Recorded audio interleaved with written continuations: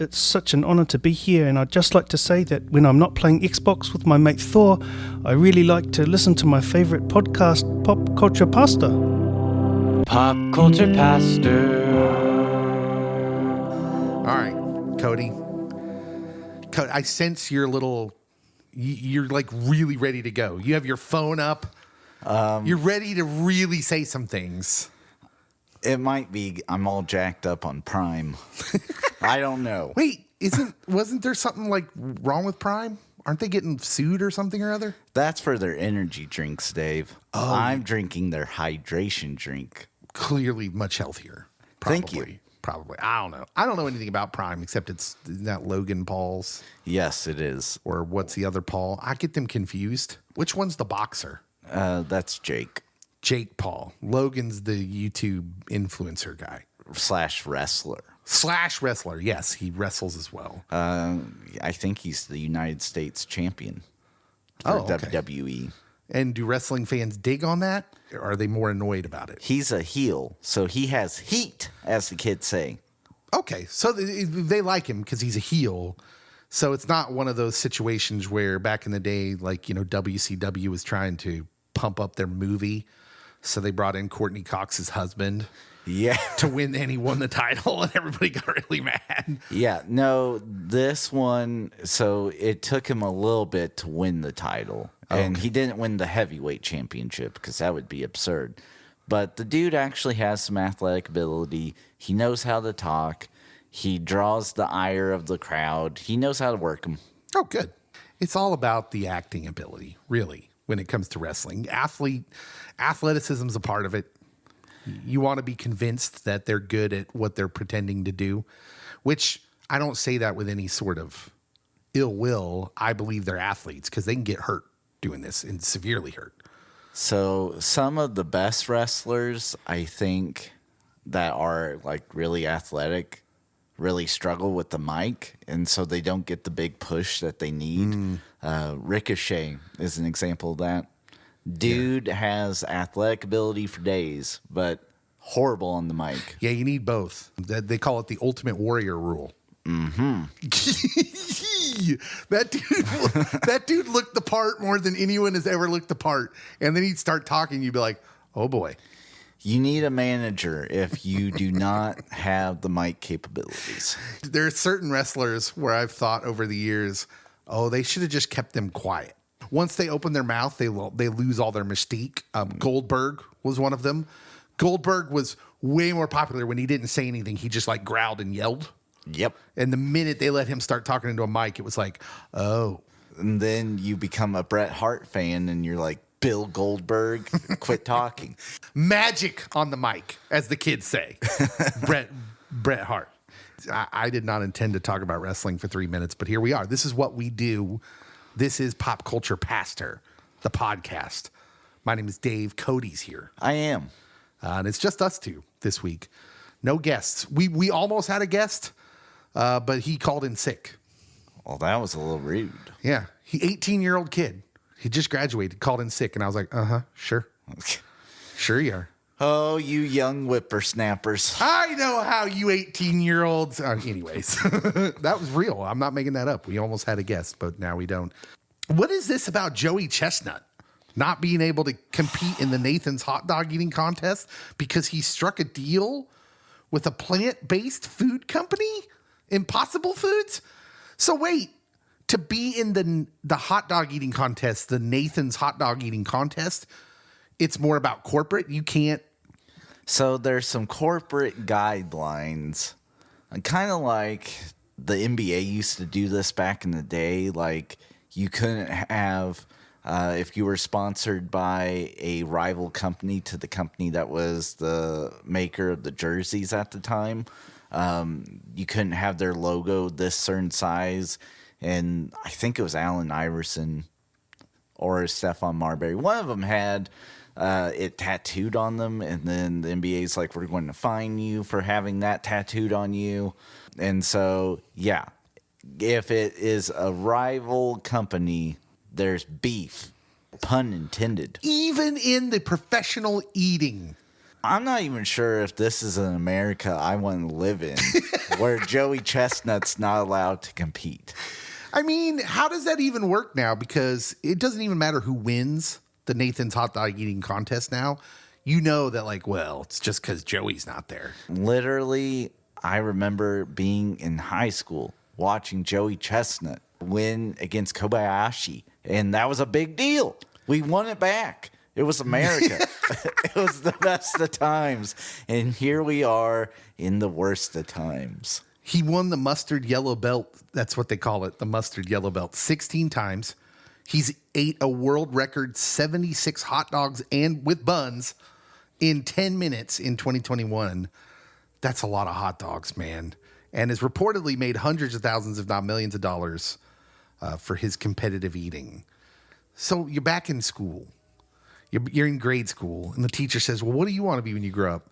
And there's a young Joey, and he's like, I want to be the person who eats the most hot dogs of anyone in all the land. And the teacher like pats him on the head and says, that's nice. And now that kid is a millionaire because of that. Amazing. It really says to me that everything our parents ever said to us growing up was a lie. They were like, well, what are you wasting time on the video games for? You can't live off that. Well, that's wrong. You definitely can. They're professional e-gamers. Now, you got guys who grew up to be professional hot dog eaters. And I'm just like, well, really, we shouldn't tell our kids that anything is impossible. Some things are impossible. What's impossible? Give me an example of what's impossible. Like Cody's, I wish I could describe to you the fear in his eyes. No, there's not fear. I have a specific Key and Peele skit in my head. Oh. So, like, is it appropriate? It's after a basketball game, a reporter's interviewing a basketball player, and he's like, anything's possible. Kids, you can fly. And then the reporter's like, no, don't try that, kids.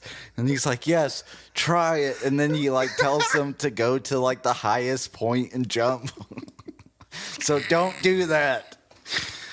Okay. No, not everything's possible. Not anything, I guess, is the moral of the story. But I'll tell you what's not happening.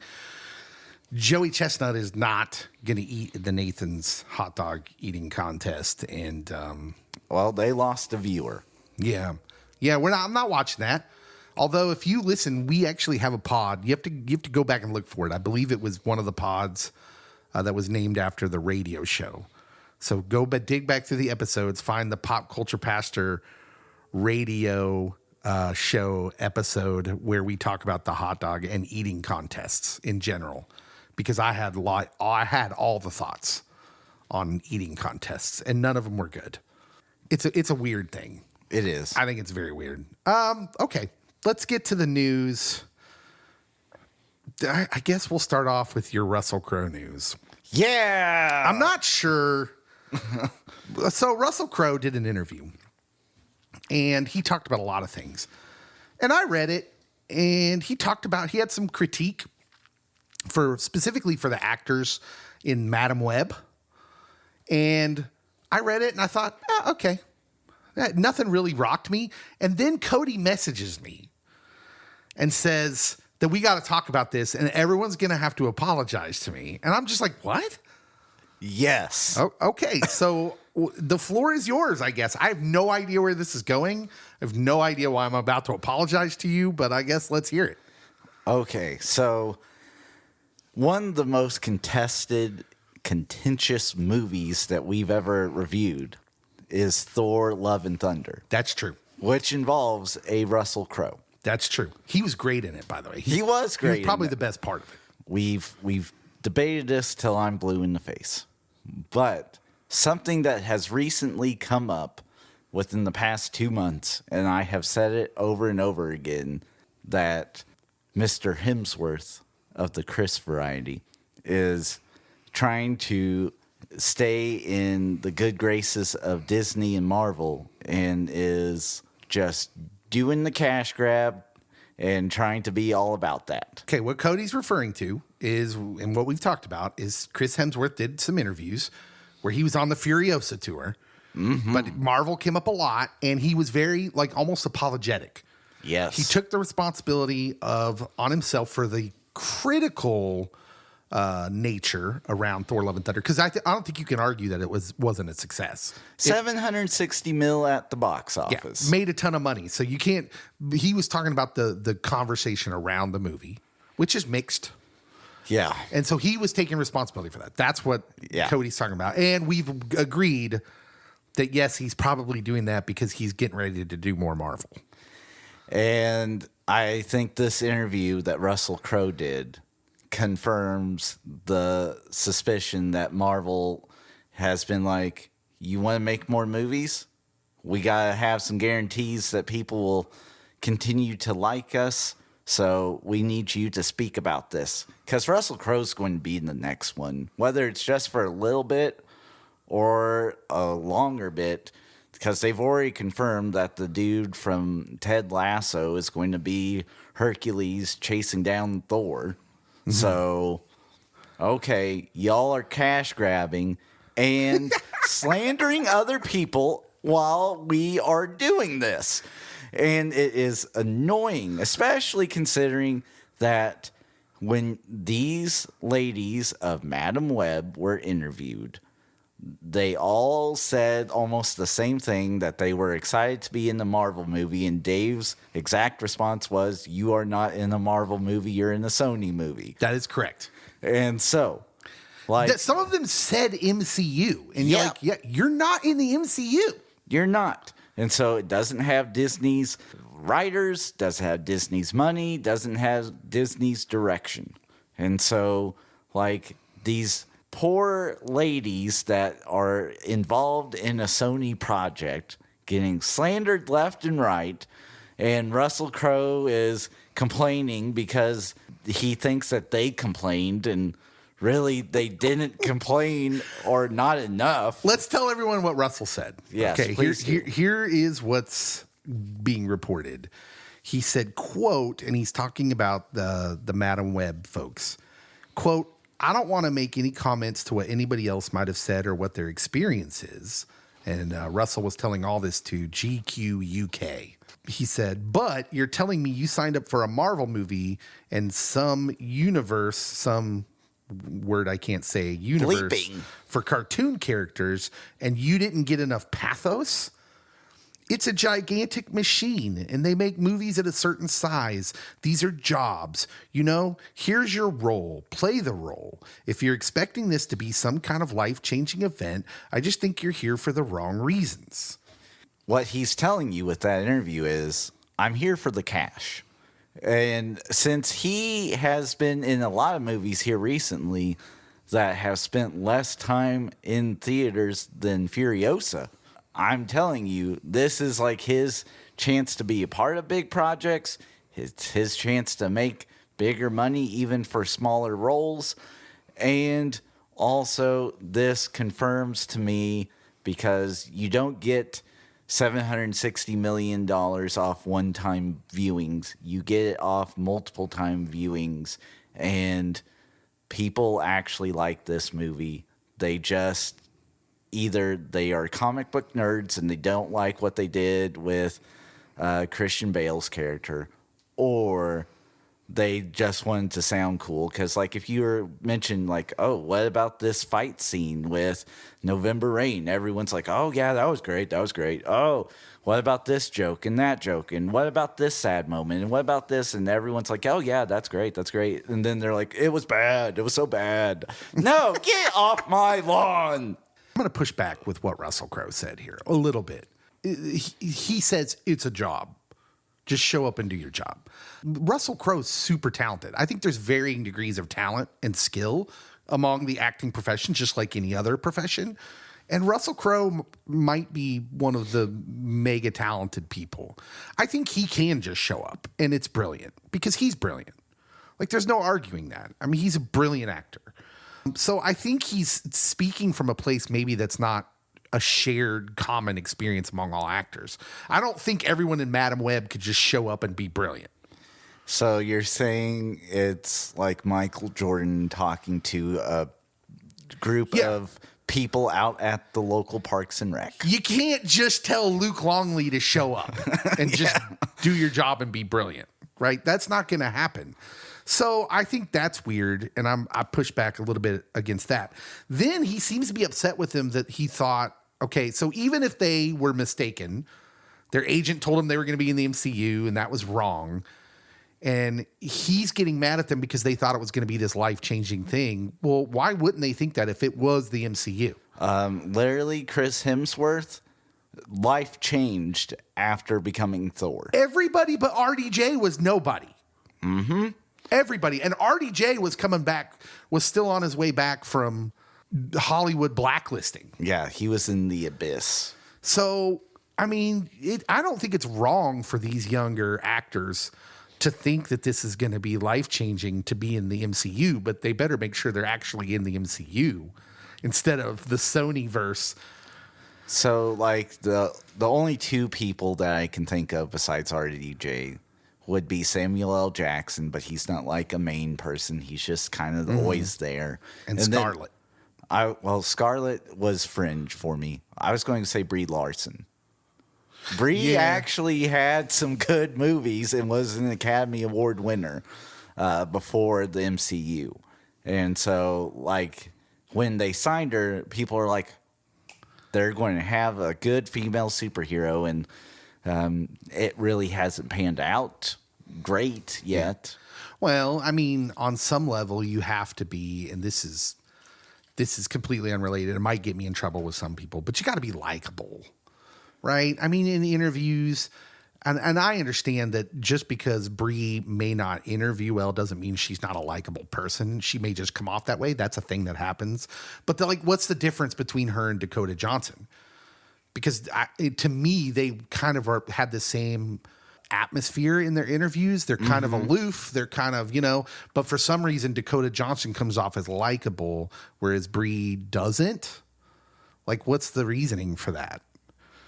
Is it because Brie's a little more political and that tends to get people all riled up?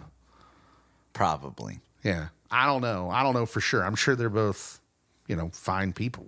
It's weird talking into a microphone too, on video or not, or on audio, because people are going to make assumptions. Like if we just clipped out the last 30, 40 seconds and you just heard me saying that Brie came off not so well in some interviews, you could make judgments about me without hearing all the context of the conversation around it. Oh, yeah.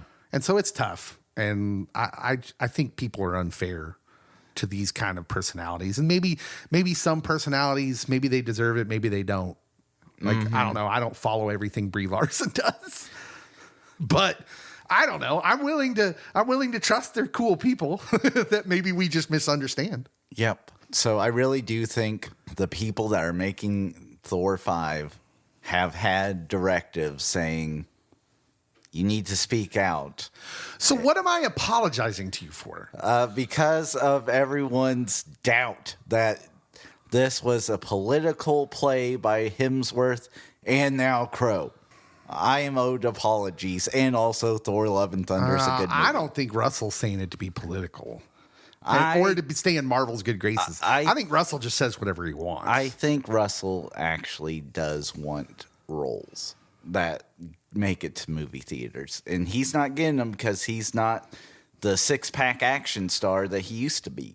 Well, it's interesting you talk about him wanting roles, because I found this in the same interview. This wasn't in The Exorcist. Yeah. This... I don't nice know one. What someone hit the drums, please. Nobody brings the pod to a screaming halt like Cody. No, in this same interview, he actually talks about a role he turned down. And I thought this was more interesting than what everybody was leading with. So he was approached back in the day to be Aragorn in Lord of the Rings. Did you know this? Oh, he missed out. Yeah, this is amazing. He was approached to be Aragorn. He ends up on a phone call with Peter Jackson, right, to talk about it. And this is what he says, about why he turned it down. I was a big Tolkien reader. This is what he says. Quote, I should say quote. I was a big Tolkien reader. when I was a kid, so I got very excited about the idea of Lord of the Rings. But I very much felt the studio were making that decision and not the film director. And I talked to Peter Jackson over the phone, and he wasn't saying the sort of things that directors were saying to you if they were really trying to attract you to a project. And I just kind of got a sense that he already had somebody else in mind that he wanted to do. And me stepping forward and saying yes was actually going to get in his way. So Russell was coming off a Gladiator at this time. He was, probably peak. This is peak Russell Crowe. And the studio, of course, says, hey, let's get Russell Crowe in this role. Now, he's an avid lover of the books. Which I would not have guessed. He's a New Zealander, correct? He is. So, him and Peter Jackson have this, natural common ground that they both love everything. It seems on the surface that he's a perfect pick for it. But he goes on to say this. The thing is we come from the same place. There's a nuance in that conversation that other people might not hear. We're both New Zealanders, and I knew in his own way, without him saying anything negative, he had another plan. So I just left it at that. And I just want to say, I think Russell Crowe's pretty cool. So he knows how to read a room. Yeah. How many people's ambition would have been like, well, I don't care. I'm going to go for it. The studio wants me, so I'm still going for it. And he's going to have to work with me.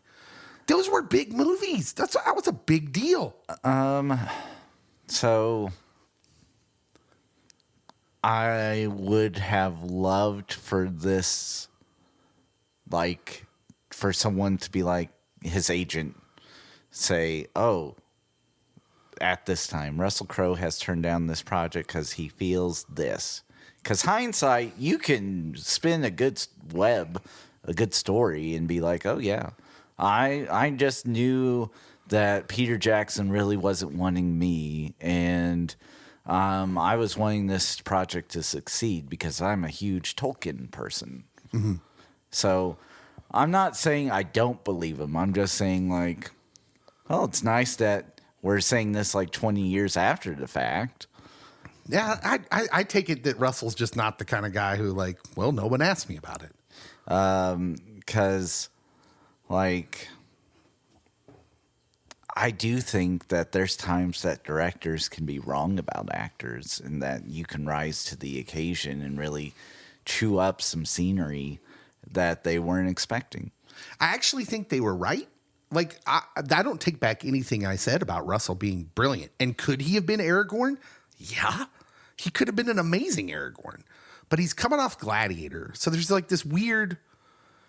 Lord of the Rings is a fictional world, of course, but maybe the gladiatoring and the ancient world kind of gives you visions of this. And it would have been weird to see him go from that role to this role. I think maybe, because you would have always seen him. I think the role of Maximus was so iconic, you'd have had a hard time seeing him as Aragorn and not thinking of Maximus, I guess is what I'm saying, because he still has a sword. Right? Where with Viggo Mortensen, who is the guy who ends up playing Aragorn, who'd been in largely in some kind of under the radar movies. I mean, what is Viggo Mortensen's biggest movie before Lord of the Rings? I mean, he was in Crimson Tide, which was a Bruckheimer movie. Yeah. But he's not one of the main guys. He's kind of a sub player. I don't know. It's interesting. I think they made the right choice, and I think obviously Russell Crowe made the right choice to not push, and be like, oh, Pete wants someone else. I'm not going to push it. And I'm choosing to believe it's true because I choose to believe Russell's a stand-up guy. Well, he was in Master and Commander, so. We know some New Zealanders. We do. And I think that fits, man. He's blunt but honest. My dear friend Taika. We don't know Taika. Hey, our friend William Shatner was in the news again. Bill. Yeah, he did an interview, and he talked about he's 93 years old. Oh, Billy, you're getting up to it. You sounded surprised, like you were immediately worried about his health. I said he's 93. He's like, oh, is someone watching him? Is he okay?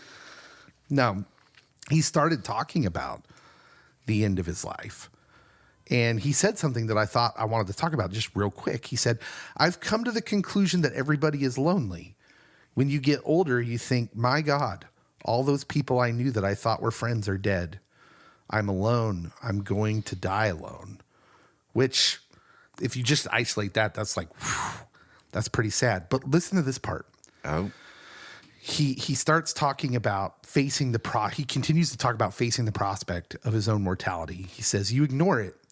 You fill life with wine, women, or song. I think of all the meals I ate alone and the theater companies when I was alone. I drink an odd beer, but the other actors would get drunk and be in a haze the next day. I didn't do that. I wasn't with the drinking crowd, but I wondered, what are they doing now? They're drinking and laughing, but I wasn't ready to drop that mask if I don't care. He's talking about, like, I think it's amazing that he reflects on the table, the dinner table. Mm-hmm. How many meals did I eat alone?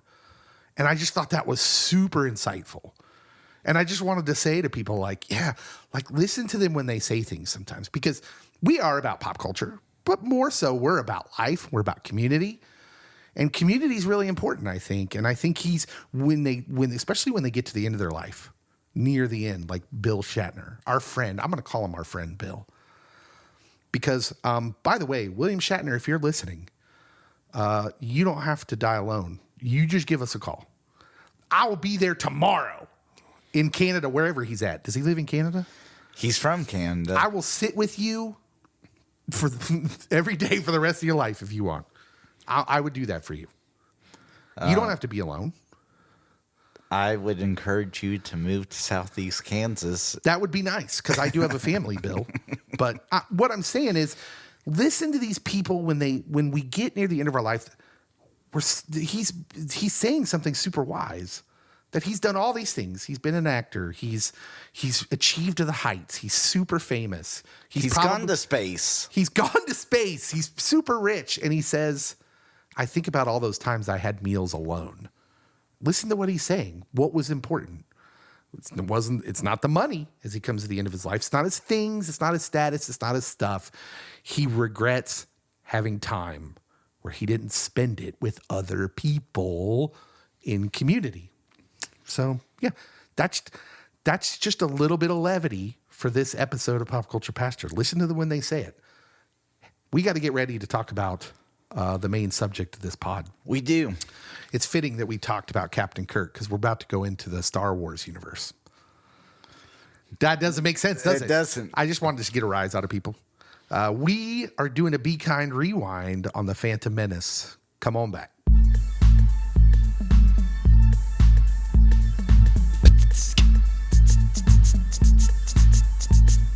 Okay, Cody, we're back.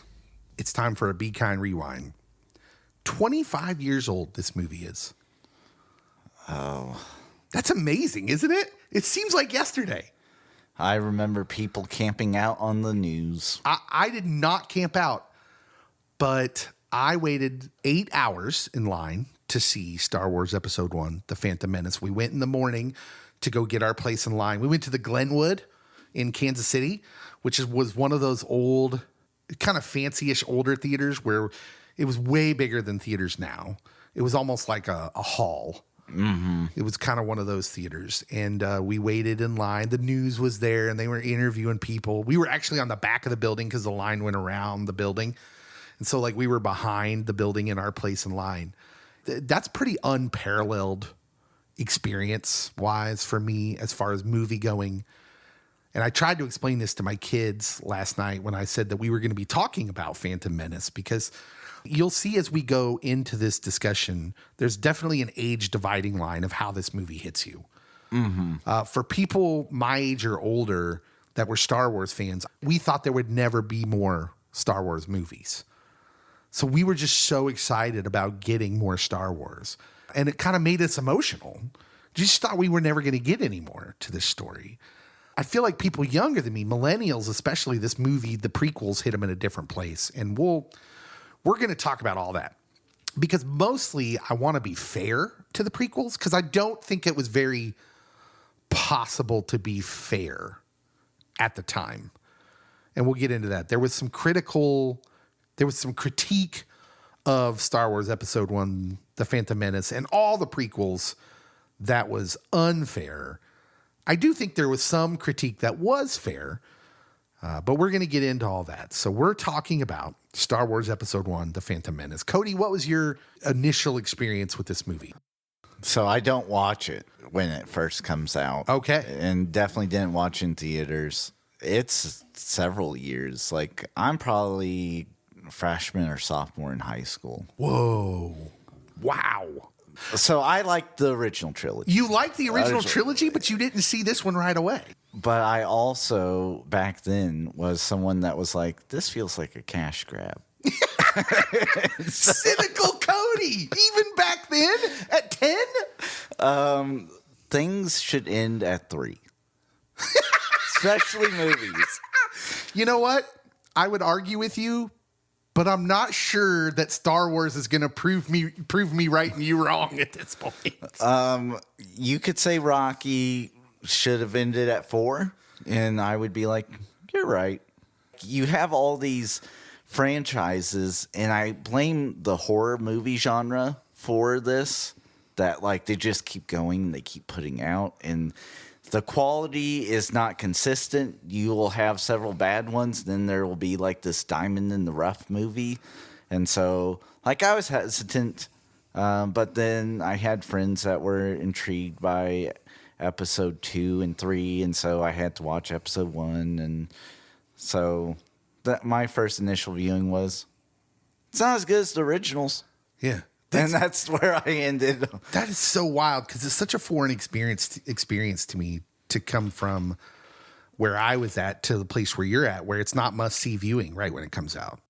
Literally, the original 3 are on TV all the time. I had the VHS collector's tapes. Yeah. In a shiny case. Yeah. Okay, so here we go. I'm gonna read the synopsis for the movie. Star Wars Episode 1, The Phantom Menace. Obi-Wan Kenobi, played by Ewan McGregor, is a young apprentice Jedi Knight under the tutelage of Qui-Gon Jinn, played by Liam Neeson.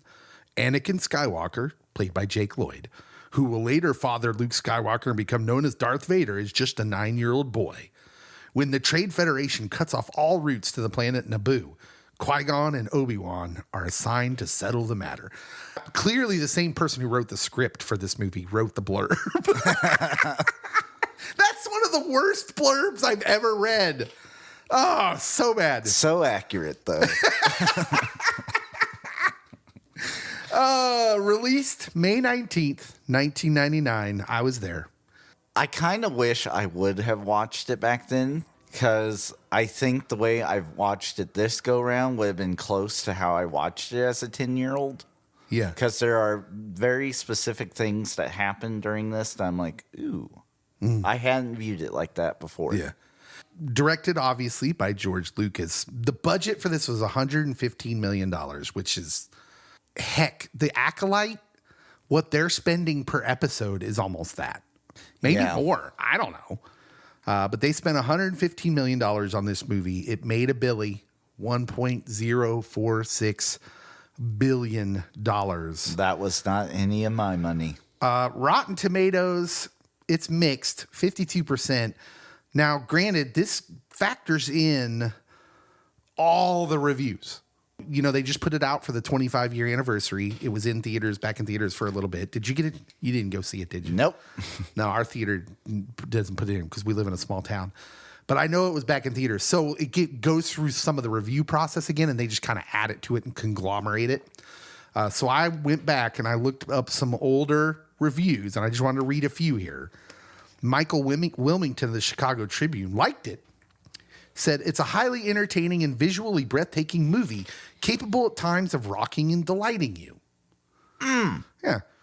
John Poderitz from the New York Post said, the Phantom Menace takes twists and turns you don't expect. He gave it a 3.5 out of 4. The USA Today, Susan Wiles, she's got a long name. I can't pronounce it. But she said, Lucas has proved he has the naboos to pull it off again. I see what you did there. I see what you did there, Susan. So you got 3 likes. I started you off with 3 likes. Now let's get into the people who were not so complimentary. Jonathan Foreman of the New York Post. Lucas's directorial attention is clearly not focused on the cast, most of whom seem slightly adrift. That's fair. Weirdly, Lucas is not great with the script writing, and it seems to translate into I don't think he's great working with the actors. I will say, if there is something that you can take from a George Lucas movie, it is usually you take the actors, because they actually are really talented. And in this, like, we having 25 years of hindsight, there are some phenomenal actors in this movie. I think we can look in hindsight now and see that with Lucas specifically, you need actors that bring it on their own. Mm-hmm. So they don't need to be coaxed into performance. We'll get into some of the people in this film because I think, though, but the one you always think of is Harrison Ford. Oh, yeah. From the original trilogy. Because what you need at the end of the day is someone who can deliver a clunky line and make it believable. And that's possible. That can be done, but not by everybody. Even by people that you would agree are good actors and actresses, but not all of them can just do that. It takes a certain level of charisma, and I don't know that everybody has that because it's kind of a under-the-radar skill. Mark Cairo from the Chicago Tribune said this: after waiting 16 years for the overture to this epic saga, this is what we get, an in-progress trade war. That's also fair critique. Yeah, there's a lot of weird choices that are made in this movie, and we're going to talk about all of them. But let's start off with what holds up. So you just mentioned, first and foremost, that watching this now was a way for us to watch it a little bit differently. I think I was a lot more fair in this watching than I was when I watched it as a younger person. For me, as I'm watching this, there are moments that it reminds me of the pace, kind of the dialogue, and even kind of the focus. It feels like Home Alone. And I'm like, I see what you're trying to do, Lucas. I don't know if we need to go back to Little Annie, but I see what you're trying to do. And so I was a little bit more fair with this watching. I wasn't so judgy. It felt like it was a kid movie meets Cannonball Run meets space. Yeah, I think it's fair. I think that's fair.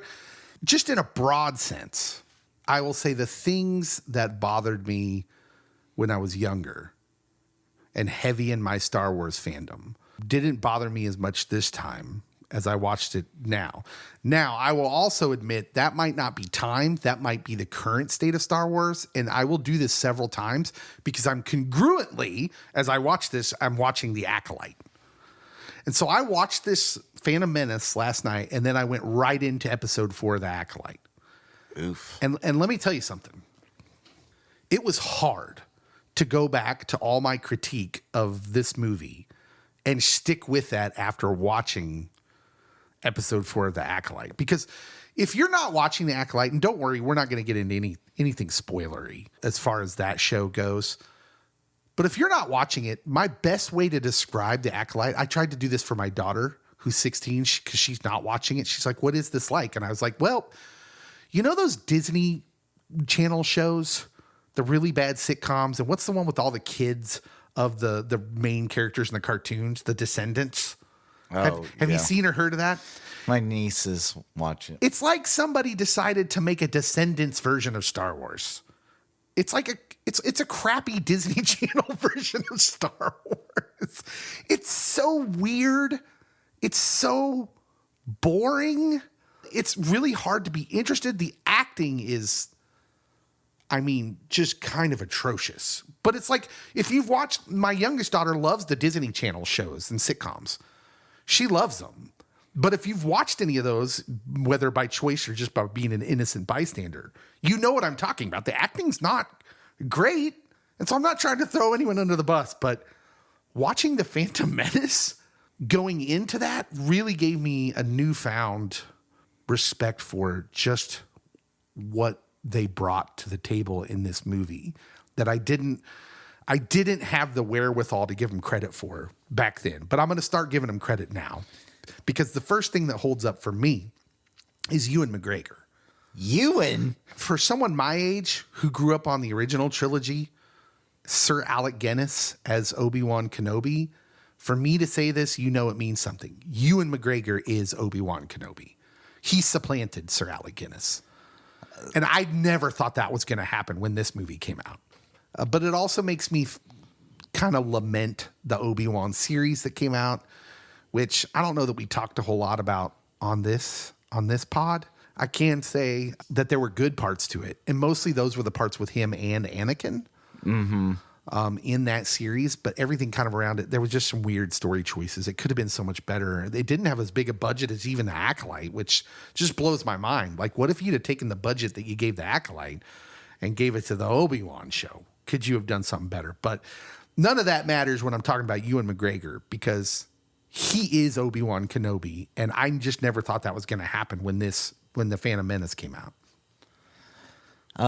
Something that holds up, and it feels weird to bring it up now, especially in light of some spoilers that I've seen about The Acolyte, is George Lucas's attention to detail, especially with like long storytelling, because you get some of these characters that are going to be very vital, not only in the original trilogy, but in the sequels that come up, episode 7 through 9. And so Lucas, at least being mindful of certain things, helps the story out quite a bit and knowing where you're going.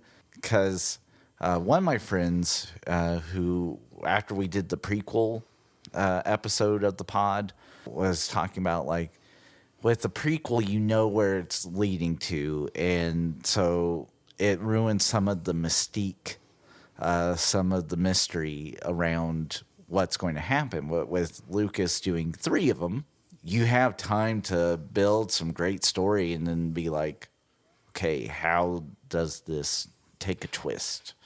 And so him paying attention to detail and setting it up so that the eventual twist can happen, kudos. Yeah, I'll piggyback on that, because that was on my list too. That George Lucas's world building, like, listen, he may not be able to write scripts very well, but dude is unquestionably an amazing world builder. And even in a very short time, you mentioned the pace of this movie. Mm-hmm. It feels kind of frenetic. Yeah. Like, this movie moves fast. They're going from location to location and it's moving, but it works because he's paying attention to the things that need to be paid attention to make you be interested in the characters. So think of Naboo. Think of the Trade Federation, just what you see in the ship and what's around. The Gungans, when they go to the underwater world in Naboo and they go to the Gungan world, was, I mean, fantastic. The cinematography, the way it looks, is just incomparable to the things they put on screen now in some of the Star Wars stuff. I really racked my brain to try and think of something in the sequels that could compete with this movie visually, and I couldn't think of anything. There was nothing that sticks out to me in the sequels, 3 movies, that could compete with the way this movie looked. And I think that is thanks to George Lucas's world building, that outer stuff, what you see, is important. And so his attention to detail is maybe what's missing with Star Wars today. You know, it's funny, when this movie came out, when Phantom Menace came out, the big critique was the assumption that Lucas was just trying to prop up his toy empire. Well, he's just introducing all these characters because he just wants to sell toys. And honestly, I think that's what Disney's doing now. Not the toy part, but they're just trying to make money. I was going to say, as I was watching this, I'm like, I could see how this could be easily like transitioned into how to make money off of toys, but then you get episodes 2 and 3, and it's like, oh, well, that might not have been actually the whole purpose behind episode 1. I think he's actually, George Lucas was a master world builder. He's just very good at what he does. Watching it this time, I thought all of that and thought, he's just meticulously building these worlds, and I care about all of them. There are little nitpicks that we're going to get to, I'm sure, about this movie. Yeah, there are nitpicks, but you cannot really pick apart in hindsight now and watching it again last night, the story that he told. He's done a significant amount of world building in this first movie in Phantom Menace, and I think in retrospect, it was better than what we thought. But we'll get more to that. What else holds up? I was never on this train, so I don't owe him an apology, but Jake Lloyd holds up. Yeah. Watching this, I'm like, he's a good kid actor. Literally, I'm thinking like he would have been better in Home Alone 3 than the kid that they had in Home Alone 3. Not to bash Home Alone 3 or that kid, but he's delivering his lines. He's being a believable little kid, and it just happens that he has special things in his cells, and he can see things happening before they happen, and so he can pod race. If you don't like kid actors, and I don't blame you, because there's industry things that make it seem like kids probably shouldn't be acting, and also there are like expectations.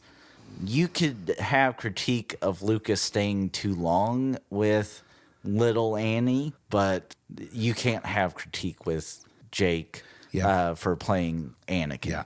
Yeah, he did it perfectly. I agree. And this is the beginning of toxic fandom, in my opinion, for Star Wars especially. Because how Jake Lloyd was treated and Ahmed Best, who played Jar Jar, is kind of shameful. And on watching it last night, whether you like the characters or not, I thought they played them well.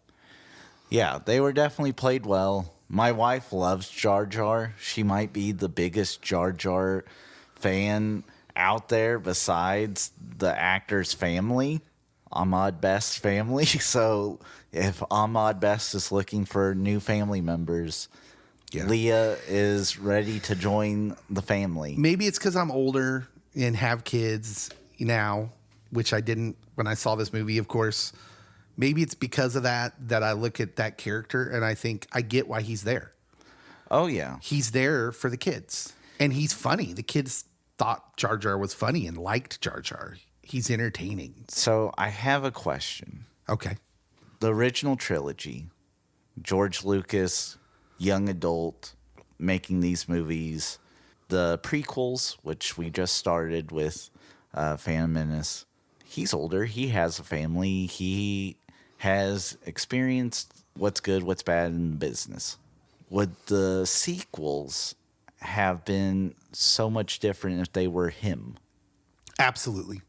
I think after Lucasfilm sells to Disney, it's not so much that Disney is horrible. I'm not going to just jump on because I feel like that's lazy. That's lazy critique to be like, well, Disney just sucks and Kathleen Kennedy's terrible and too political and blah, blah, blah. I actually think it has more to do with Lucas. That, hey, you know what? We can all pick apart Lucas's directing and script writing and say he has flaws. But you know what? He's an amazing storyteller. And that's a thing that not everybody can do. It's a skill we don't recognize as much as we should. And yeah, I think everything after the prequel suffers for lack of Lucas, in my opinion. I would be intrigued to see what a Star Wars trilogy would look like in older years, Lucas. Just because there's going to be different life experiences and perspectives for him. And I think that maybe his perspectives, because he talked about like the original trilogy comes out of Vietnam and that sort of stuff. Mm-hmm. Well, Vietnam's long over by the time we get to here, and he's a family man at this point. I think you just hit on the difference between someone who's a good storyteller and a lot of what we're getting today with like the Acolyte or She-Hulk in the MCU. Being political is not what bothers me. It's that you couldn't tell a good story while being political. Mm-hmm. Star Wars proves I am fully invested and okay with you being political if you're telling me a good story. And I think Star Wars fandom proves that. everyone gets mad at this toxic area of Star Wars fans. And granted, I'm not super pleased with them. But I think in that there's some truth in that, hey, it's been proven that these guys will like something as long as you tell the story well. That they don't even know how political it is, probably. Mm-hmm. Just tell the story well. That's the common denominator. Tell it well. And I think Lucas does. Something else I have on my list that holds up, Liam Neeson. Yeah, this goes back to the idea of like, okay, if George Lucas isn't a great director working with actors and actresses, and he writes clunky dialogue, then you need people with gravitas who have a certain amount of charisma that everything they say is going to be delivered well. For instance, I could write a script, and if Brian Cox read it, it would probably sound awesome. Indeed. There are certain kinds of actors and actresses, and Liam Neeson is one of those. Every line he delivers in this movie, I never once thought it felt clunky. I'll agree that, like, there's scenes where he doesn't know that Padme is who she is and is kind of being dismissive, but, like, he's delivering it with... Does he not know that it's her? So I question throughout, and there's some points where I feel like, oh, he's doubling down on this, but then, like, he doesn't act surprised when they do the big reveal of, oh, I'm really the queen. Yeah, I think he's kind of playing a little game with her. Which there's moments in this where I'm like, either he really is Jedi Master Supreme, or he's just some aloof. Either way, it works. That somehow rose to the ranks. But I tend to think that he's really a Jedi Master Supreme. I do too. I like the idea that he knows that it's Padme the whole time. And unlike today's world, he's quite okay with being right and not making sure you know it. Yep. I love that. / I really like Lucas's little details that he has Obi-Wan deliver of, now, Master, you know the reason you're not on the council is because you keep going against their basic tenets.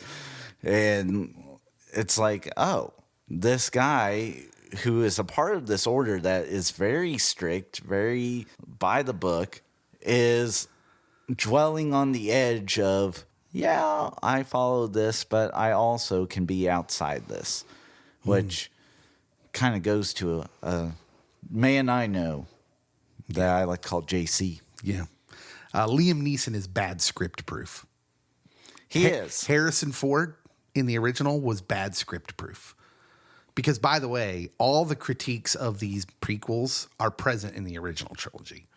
You just choose to either you choose not to notice them or you do. Other things that are good, other things that hold up. Darth Maul, maybe the coolest character created outside of the original trilogy, in my opinion. Kylo Ren had the opportunity, and then I agree. J.J. Abrams. The dual lightsaber, when he lights it up in this movie, that is iconic. It is. And then they kill him. They kill him off. I remember in the theater being like, oh no, why? Why did they do that? Now they bring him back in Rebels, the cartoon, and he's got these weird robot octopus legs going on. I don't even know. Like, it was weird, but I choose. Yeah. I choose to kind of end the canon at some point. I'm not a big cartoon guy, as it turns out. I tried to watch X-Men 97. I just I can't get into it. But yeah, Darth Maul's maybe one of the coolest characters. Do you have anything else that holds up? I hinted at this earlier, but I will say it outright. Whoever is the casting director, kudos. Like, you found talent. Because, I mean, we have Liam, we have Ewan, we have Natalie Portman, we have Natalie Portman's stand-in, who just happens to be Keira Knightley. Yeah. Keira Knightley, come on. They did some work. You're not wrong. And then, of course, the guy that plays Senator Palpatine is great. Ian McDermott. And then Frank Oz as Yoda, iconic. Mm-hmm. Warwick Davis is in this. Samuel L. Jackson. Sofia Coppola's in this. Wow. So if you needed a backup director, you had her. And so, yes, there's some great people in this. And I think that with Lucas's writing style, you need those great people. And sometimes even their greatness doesn't overcome the writing, but it is what it is. Yeah. I just have a couple more. I will pod race through them. John Williams is legendary. And I don't know if there's anything, this says something because the man's responsible for Star Wars, Superman, and Indiana Jones, those themes that are so iconic. I don't know if there's anything in my lifetime that I've watched that reminds me more of him than the Duel of the Fates, which is the music that plays in the last 15 minutes of this film in the conclusion. That whole section of the movie, the lightsaber battle, the choreography, it might be the best 15 minutes in all of Star Wars, which is saying something given that this movie does not land at the top of everyone's favorites. Oh, no, yeah. But all of the stuff in this last action piece, which is all kind of glued together by this music by John Williams, which is amazing. In lightsaber battle, when the shields go up and they're separated and Qui-Gon meditates and Darth Maul's kind of pacing like a caged animal and Obi-Wan is like just being emotional, like 2 dividers back, that all carries such a tension and weight and is just stinking cool. I'm like, Qui-Gon, what are you doing? Yeah, it is wild. That last battle and 15 minutes of this movie make the movie, in my opinion, and is some of the best Star Wars ever put to film. The only other thing I have on what holds up is there are small moments that are comedic that I didn't give them the credit they deserved, and this must have been Lucas, because there was stuff in the original trilogy like this. When they try to be funny in new Star Wars, it never quite lands. But the Tusken Raiders taking pod shots at the pod racers and then going, arr, arr, like, it's just hilarious. And like, there's even another scene in the pod race. It's like a throwaway scene where Jabba flicks his like little pets off the ledge. I just laughed. I was like, that's hilarious. And it's just, there's something about Lucas. He knew how to put these little moments in there that were comedic moments that seem natural and funny and like people. Oh, yeah. And I just appreciated that. Are we ready to move to what doesn't hold up? Yes. Okay. I'll let you go first because I feel like we're going to double up on a lot of these. This is a weird one. It actually holds up in the grand scheme of things. But when they bring little Annie to the Jedi Council, they talk about how fear leads to all these things and suffering. But Yoda, as Obi-Wan's like, I will take Anakin to be my Padawan. Yoda's like, I fear what he will do. And it's like, you just said Jedi aren't supposed to fear. But this also explains why the Jedi crumble to being a debunked order by the time we get to the original trilogy. Something that doesn't hold up from this movie, and this is not going to be a surprise because people had a problem with it back then. The accents they chose. Don't say Jar Jar. No. The accents from the moment the Trade Federation starts talking. Oh, why? George, why? If George Lucas could go back in time and just be like, you know what? Maybe it's not a good idea to put like these. It's not just that they have foreign accents because they're speaking English, but it's like matching up the foreign accents with the type of creatures, right? Yes. It's all of it together, and you're just like, ooh, there's some weird stereotypes you're playing on here.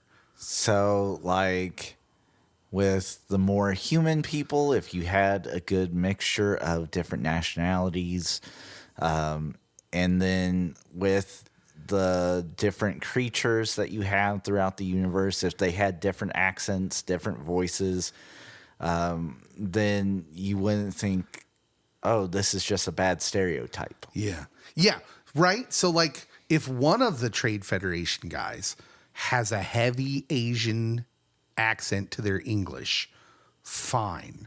as long as he's surrounded by other ones that talk different. Maybe they don't have accents. Maybe they have different accents. Maybe they're British. But making all of them have that accent. And all of the Nabooians, or no, not the Nabooians, the Gungans have like the Caribbean thing. It's just super weird. I think when I was younger, I don't know that I put a lot of stock into it. It was hard to ignore watching it last night. Yeah. And you'd have to try to ignore it. It's not bad. It was just a dumb choice. He just should have chose and put more thought into it. For me, something that didn't hold up were some of the dialogue lines. Yeah. And I already mentioned it. Excuse me? You have Jar Jar say that like within the first 15 minutes. One of his first lines is that, and I'm like, what? I wrote them down in my notes. I put them all down. All the ones where I cringed a little bit. Excuse me? Don't spec 'em, won't wreck 'em. Okie day. Yusa in big doo-doo. P. Yusa. Bro, come on now. One or two. Put in one or two. There's way too many of them. Oh, yeah. And I'm like, Lucas, did you write this? Did you write this line? I'm hoping that you had some intern that was like, you know what would be funny? And then was like, excuse me? Hey, you know, because Wayne's World. Yeah. Oh, yeah, that was bad. That was so bad. I'm going to piggyback on that, and I'm going to say what doesn't hold up is the character of Jar Jar. I mean, there's lots of Gungans, but he's just so present in the story, and he's almost always used for the same purpose. Lucas's problem is he can world build, for sure, but his character development, woof. He cannot develop characters. And Jar Jar's like this cardboard cutout that's there for the kids, but is spouting catchphrases. Yep. Right? Like, excuse me or whatever. Now, we've already talked about the toxic fandom doesn't react to this well. And it's not Ahmed Best's fault. He's just doing what the character is supposed to do. And he makes a good point. He said in an interview recently, he said, you can't have Gollum without Jar Jar. He said this in an interview in the New York Times. He said, you can't have the Na'vi in Avatar without Jar Jar. You can't have Thanos or the Hulk without Jar Jar. I was the signal for the rest of this art form, and I'm proud of Jar Jar for that, and I'm proud to be a part of that. Kudos. He's right, too. That was the first character like that. My issue with Jar Jar, besides, like, he talks way too much. Yeah, I agree. Is that he's used as a plot device for things to happen, even though they're mistakes by him. So every time he's basically Daphne from Scooby-Doo, that danger-prone Daphne that, somehow I got tripped up in a trap, but we still got him anyway because he wasn't going to fall for it. Jar Jar's like, I'm going to latch on to the back of this chariot, and then all these blue balls of goop are going to land on the people that are shooting at us. It worked out. I don't know why. Can Jar Jar do something that he's intentional about and it's good? That's what I want to know. Yeah, what the cool thing about R2-D2 and C-3PO and the Ewoks even in Return of the Jedi is, yes, they're not threatening. Kind of like Jar Jar is not threatening. But at some point, they all had intentionality that made them heroes. Yes. Jar Jar never really gets that. It's all accidental. He's one of the Three Stooges. Pretty much. I was really hoping when the sequels came out that he was going to be the force behind Kylo Ren being evil. It really was an accident. He just made it look that way with the force. That would have been amazing, by the way. The last thing that I have that doesn't hold up, and I really was paying attention to this because I wanted to see if time had changed it. But the pre-romantic stuff between Anakin and Padme in this movie is still really weird. It's cringe. It's super weird. And it just gets worse when you roll into the next movie and they're in the teen lust phase. It's super cringy. If you want to bash anything about little Anakin it is primarily that maybe we dwell too long with him being that age. You don't want any of the semi-romantic stuff happening at that age. You can have the pod racer story and him getting freed, but then it might have been better to jump immediately to him being older than to have him still with the whole gang and then trying to save everyone while being a fighter pilot, and then Padme still like doing awkward talks with him. It really was cringe. Yeah. Let's go to deeper themes. I'll lead off. You lead off. I love the character of Qui-Gon Jinn. In fact, I so love the character of Qui-Gon Jinn that I'm prepared to say I don't think any of the rest of the Star Wars stories happens if he doesn't die. No disrespect to Obi-Wan, but Obi-Wan, I think what we see in this movie is that Obi-Wan, Yoda, they're still all too emotional. Qui-Gon is the one who is truly stoic. He has this stoicism thing going on. At one point, he says, you know, everything's falling apart. And he's like, I'm sure another option will present itself. He's just like, let's just hang out. Yep. Another option will come along. This is the way.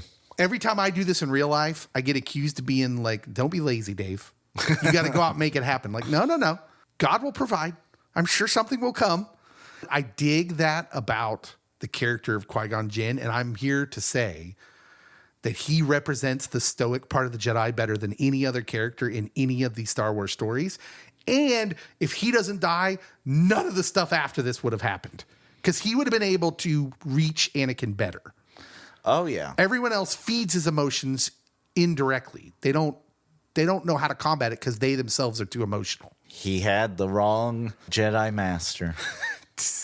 We're like, why couldn't have Obi-Wan been the one and Qui-Gon been separated by the dividers? Would have changed everything. That's a what-if story. That is Star Wars could tell a great what-if story. If Disney ever ventured to it. What other deeper themes are going on here?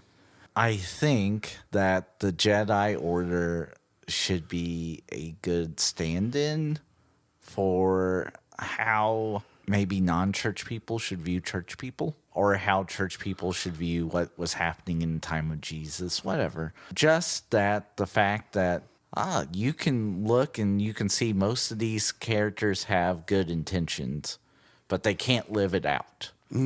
Qui-Gon's the exception, that there's these few exceptions, and then like you have people in the background that are nefarious, like Palpatine, who, he's been trained, and like evidently is one with the Force, but in the bad direction.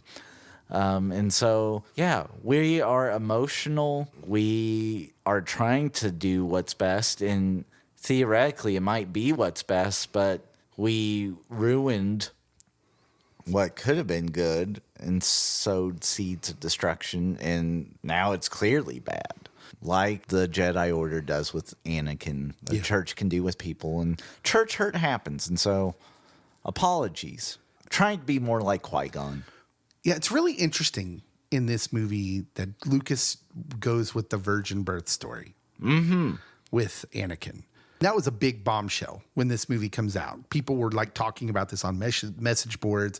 Oh, he's a Christ-like figure. Because he's born with no father. Delivered in some pretty clunky dialogue. But, you know, it happens. And I think it's really cool that this whole story, you can point to that and say, he's telling a story that mirrors Jesus. But humans and apparently aliens should be very careful where we place the moniker of savior. Yes. Because Anakin, although he mirrors Jesus in the virgin birth, he's clearly broken. And in fact, that's why Yoda has qualms about training him, right? Mm-hmm. That's why he gives the fear leads to anger, anger leads to hate, that whole speech, because he understands that Anakin has been broken by the world around him, by the broken world around him. So in this way, he does not mirror Jesus. Yeah. He is very much broken. And it's a letter to everyone watching, to everyone hearing this story. Like, be careful when you place the savior moniker on another broken individual, just like you, because they are going to let you down.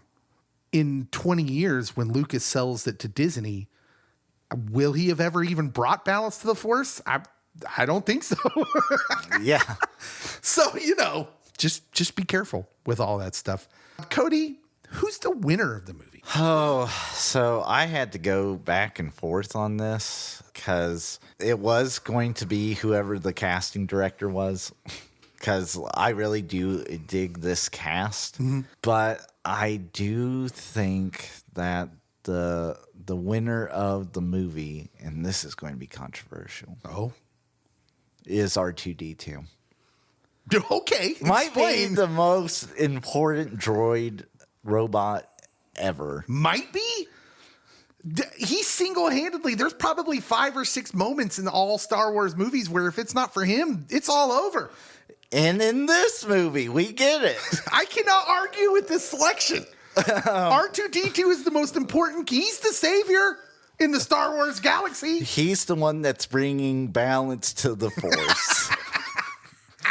Someone should train him. In this movie, he helps them get to Tatooine. He helps Annie survive this space battle that when he gets into the ship and is heading towards the enemy base. Like, if it is not for R2-D2, we don't have any movies. Yeah. And I do think that R2-D2 is beloved, even though he doesn't have dialogue. He just literally beeps and then projects images of, help me, Obi-Wan Kenobi. You're my only hope. Yeah. My winner and loser are going to be mirror images. I have to say that because I'm going to be using the same logic. So the winner of the movie for me is Liam Neeson. Liam Neeson. Because Liam Neeson remains Liam Neeson after this movie's over. And granted, he doesn't have to do the next 2, but he's amazing in every scene he's in. He carries gravitas. His character is given the same clunky dialogue that all the other characters are given. He just delivers it well. And my loser of the movie, I'm going to play right into it, and I'm going to go first if you don't mind, is Natalie Portman. Oh. Now, if Natalie Portman knows what she knows now as an actress and could go back and perform it, because she's super young. Oh, yeah. When this comes out. But she's the hardest for me to watch. When I rewatched this last night, she was the hardest for me to watch. This is an Academy Award winning actress. She's very robotic, except when she's posing as the handmaiden.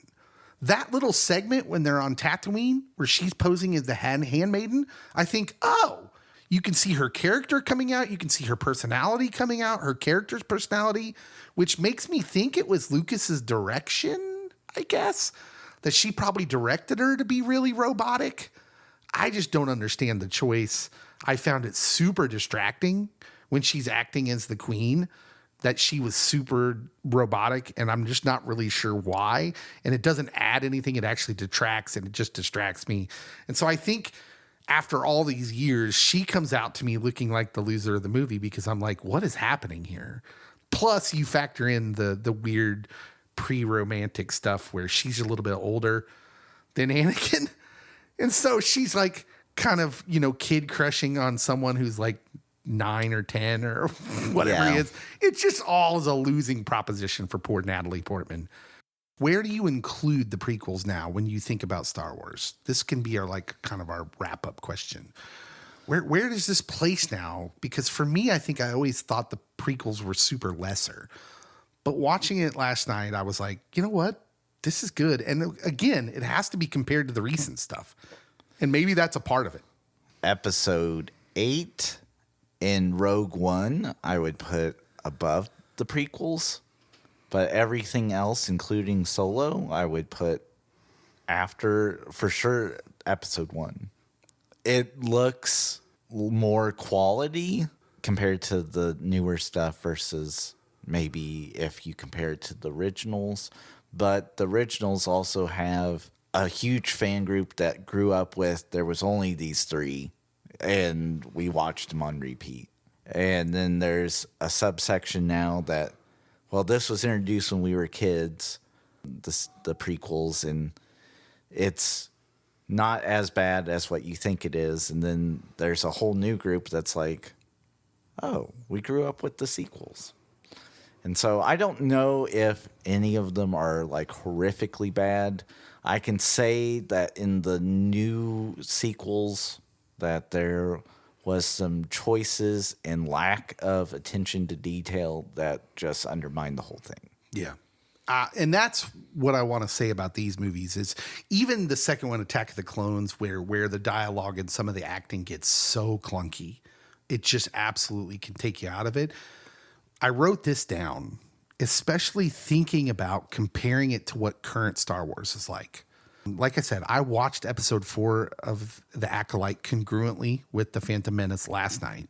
And this is what I wrote, jotted down in my notes about The Phantom Menace. Everything is so visually engaging and immersive. Even when they show up to Tatooine and they walk in the town, that it's so active. Lucas did such a great job of filling the screen with life that gives you a sense of the bustle of a spaceport. There's just an attention to detail there. I remembered Phantom Menace in my head being kind of boring with its trade blockades and such. But when I'm watching it last night, it just moves at this breakneck pace. And compared to today's Star Wars, I just found it to be just way more of a rich storytelling movie and thing to watch. It's just so much more rich. There's just so much more to it.